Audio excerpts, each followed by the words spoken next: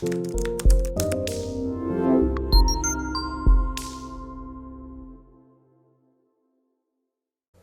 everybody, we are back with a kind of a special episode. We're here with Kim Rittenhouse again. I'm off camera if you're watching. We're keeping our social distance at an appropriate distance. Yep. But I'm off camera if you're watching. Of course, if you're listening, it doesn't matter. But we got together today because I wanted to talk specifically about the coronavirus and its effect on mental health. So we're sitting down again with another expert, and I'm just going to get right into it. There's the first question I have is kind of for probably the masses, maybe the general population, people that aren't maybe seeing a mental health professional or even a medical professional on a regular basis, that don't probably struggle on a regular basis with anxiety and depression or something. I'm sure that the times the way they are now, and this is all very quick. Yeah. A lot of people haven't probably even really processed a lot of it. It's a lot of reactions. First of all, have you seen an uptick in those type of people that just maybe want someone to talk to or want to know how to deal with it? And then what advice would you have for people watching or listening that do kind of become uneasy about the times now? Yeah, this is stressful times. A lot of us have never been through anything like this. So I think that this, in time, depending on how long this goes and the information that comes out, can kind of shake the strongest person a little bit, especially if you have a family, little kids, elderly parents. You have to, it's not about yourself. You want to protect your family a lot more. So what I've seen is, I love Facebook and I'm on Facebook a lot, is I've seen a lot of people kind of putting it out there more. Like, I've been in the house with my kids and I'm trying to do this and I'm trying to do that and I'm at my wit's end, and I'll try to just give them like a positive message. Sure. And encourage them. It's not always going to be like this. This is stressful. I mean, we need to say it for what it is. It is stressful. It's scary. It's kind of the unknown. We don't know what's going to happen. But I do know it won't always be like this.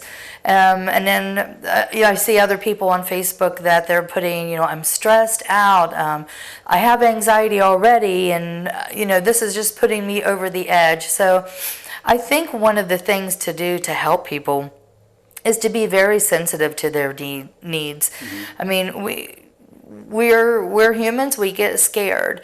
And I think if we can just bind together, and I know West Virginians are amazing when there's any kind of a disaster or anything like that, instead of in different cities and things like that where they are looting, and I'm not saying they're doing that now, but Right. in the past, or having demonstrations where things are getting torn up and things like that.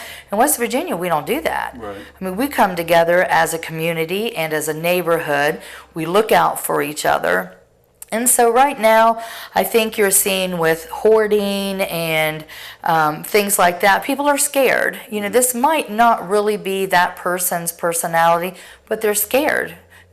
The president has never been through this. The doctors that we see now have not been through this before. The hospitals have not been through anything like this before. So everybody is doing the best that they can, but you still can't expect people not to be scared, not to be snippy, snappy, a little bit rude, impatient.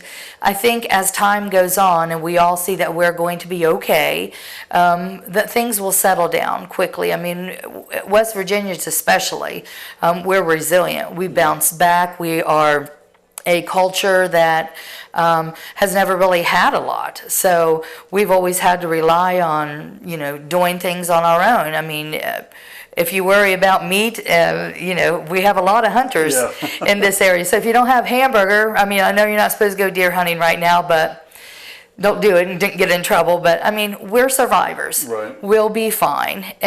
So my advice is to just be patient, be kind. It always helps people to help others. Makes you feel better about yourself and that you're being a part of something bigger by helping someone else. Don't be rude in the stores. If you don't need 1,000 rolls of toilet paper, don't take them. Right. Okay, just be thoughtful of the other person. But the other thing that were talking about earlier is there is like a mob mentality now. So if you don't run to the store and you don't get all the hamburger and all those things, you might go without that for a little bit until things settle down. And that's a shame, but people do that out of fear. They've never been through this before. They don't know how long is this going to be. Is it going to be months? Is it going to be a week? Are we going to be able to send our kids back to school? We don't know. And families that have their kids in school and now they're having to stay home financially, they're just worried to death what's going to happen.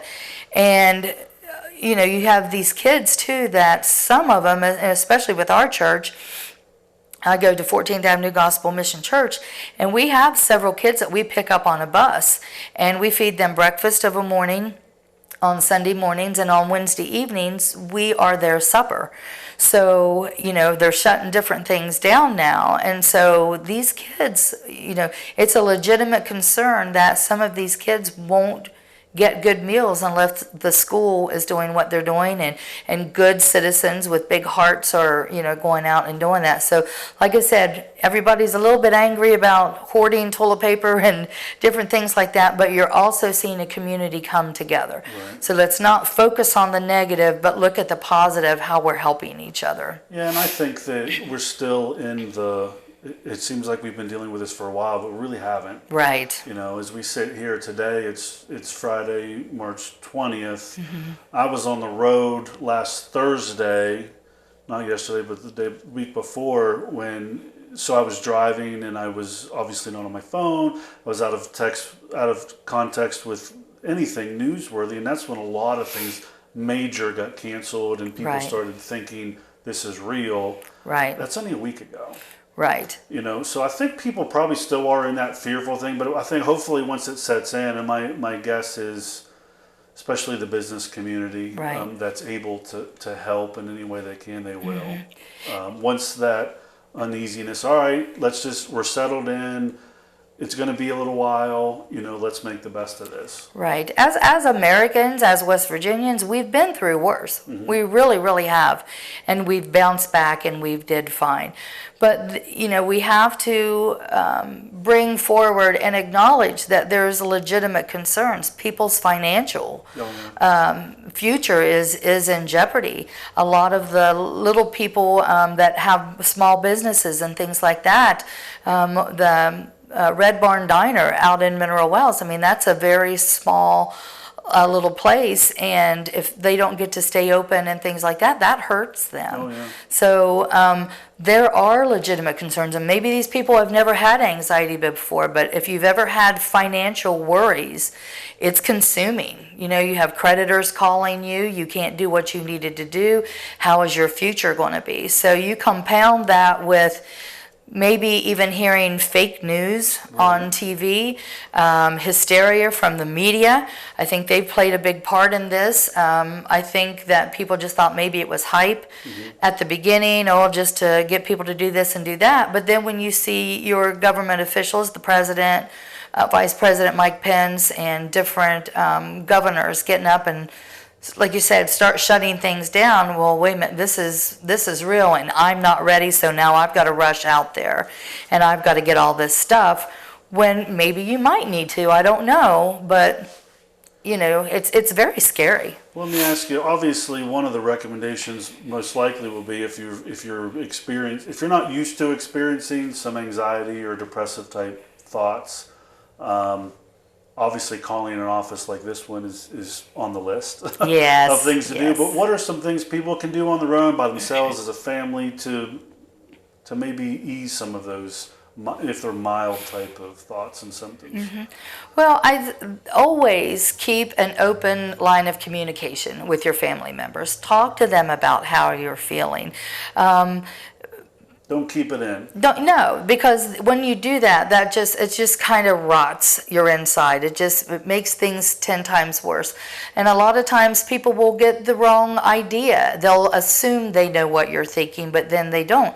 And some of your strongest people that are going, that have been fixers and helpers and everything like that, they're scared too, especially being a nurse. I'm not on the front lines in the hospital, and God bless those nurses that are, and I'm very proud of them. And nurses are ones, and police officers, and your EMTs and paramedics and doctors, they are ones with that personality to run towards the battle instead of away from it. But also, they're scared too. Sure. They have families they have to too. Go home still. Yeah. They still do, and they also have to pay their bills too. But so we need to offer them mental health services too. But get to know your family again. Maybe you haven't talked to your kids in a while because they're playing Fortnite and you're on Facebook, or you're trying to get something done.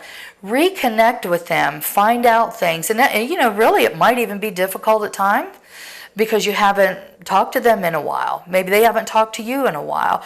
Do things like that. Bring out board games. Bring out working something on TV, or talking about things together. If you don't go to church, go to church.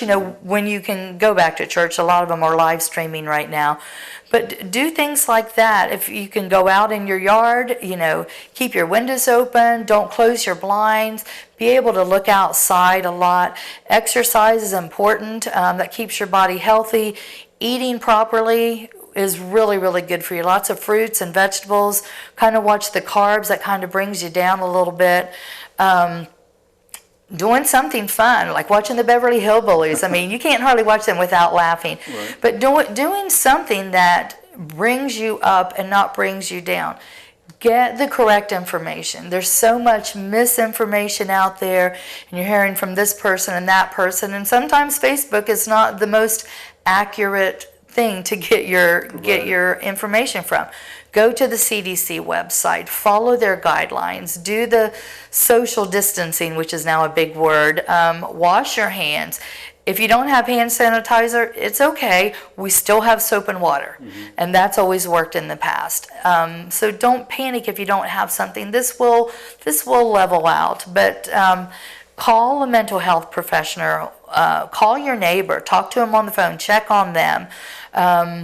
We still see patients in the office. As long as they want to come in, we'll talk to them over the phone, FaceTime, Skype with them, and that can even be a new patient. We want everyone to be taken care of, and this doesn't have to, end up bad. Right. People with depression concerns me right now, because a lot of times they'll be more isolated, and we kind of want people to stay in their homes, but don't keep your windows closed.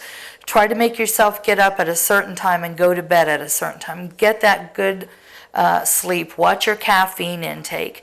Talk to people. You don't have to be face-to-face, but talk to people. Don't isolate yourself. Stay in your home or in your area, but don't isolate your mind from others. I think the communication, and obviously I'm not an expert, but I think that's a big deal, because It is. And there's probably a decent amount of people that may be afraid to, maybe there's a stigma or something, that they're afraid to say, I'm worried. Right. You know what, I have a little anxiety about this. You know what, I'm kind of feeling a little depressed today. I'm not used to this. Mm-hmm.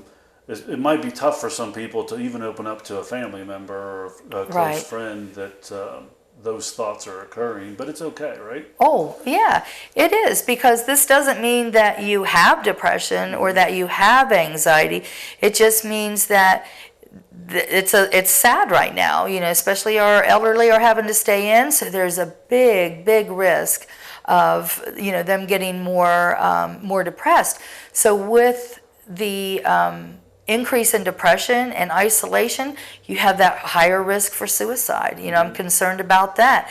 Kids love to be around other kids. I mean, peer pressure and being with their friends, they're very, very social.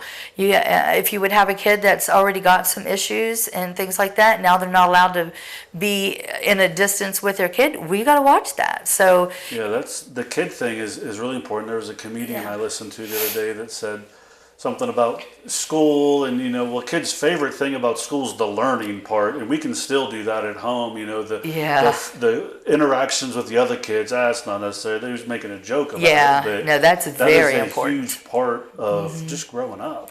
And Right. when you take that away, now we do have ways of communication, but still, Right.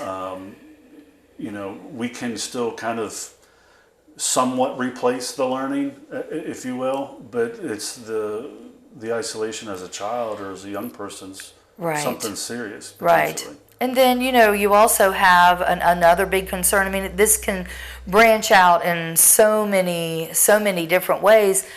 You've got to worry about the child or the little kid that is in an abusive home. And stuck there. Yeah. And that and our elderly are our most vulnerable populations. But especially the kids I worry about right now. I have a heart for kids. I love them. That's what I would like to see all the time. But sometimes their oasis was school. Sure. So now you've got parents who might already be depressed and abusive on just a regular basis. Now you've got financial issues. I've got to go out and shop and make sure the house is taken care of. Now these kids are here all the time. So it really makes everybody a little more, a little more vulnerable and a little more irritable and things like that. So kindness is going to go a long way. If you know somebody that they might not be in a good situation, reach out to them, phone, email, text, Facebook, do something. Just check on each other. Let them know you care about them. Yeah, and if they need to be out of that situation, then they need to get out of that situation. So we talked a little bit about the general, I guess, public, but obviously you deal on a regular basis, as other mental health professionals do, with people who have diagnoses that they're dealing with, could be under control, not under control. This is really probably throwing them for a loop as well. People that are medicated and could even be doing good, but now you talk about the isolation and all those other concerns that maybe weren't concerns before. Have you dealt with a lot of that, and what advice, maybe in general, do you have for people that might be watching? This past week has really been hard on people with anxiety and depression. People with depression a lot of times feel hopeless, helpless, and worthless. So now they're, when they do feel like getting out, now they can't. So when you aren't able to talk to somebody about your feelings, that's when everything closes in on you. And what is right, what things you are thinking is right are now wrong. And it's definitely the end of the world, and everything is bad right now. So, what I suggest is, if you're my patient, call in. I'll talk to you. One of the girls will talk to you. We'll reassure you that you're okay. We have reassured people that we won't let them run out of their medicines if they can't come in. We'll talk to them on the phone and use that as a phone interview. The president has been gracious enough to get restrictions off of telehealth, so we can do that now more freely, which is a good thing. As far as anxiety, I don't hardly have any people that have to go to the hospital. I always bring them in. I try to take good care of them. Once in a while, somebody doesn't do well and has to go. But this week, twice, there's been 2 people that I've had to say, what I'm going to do for you on the outpatient basis is not going to be, an immediate relief. So sometimes to tell them to go to the hospital is what they need to do. They become suicidal, and you can be suicidal with anxiety because it can just get overwhelming, and you see no way out and no hope, and you're going to catch this disease. And again, I'm talking about people that are on the front lines at the hospitals. It's great, and we say, yay for the nurses and doctors, but I'm telling you what, they're going through something too. They really are.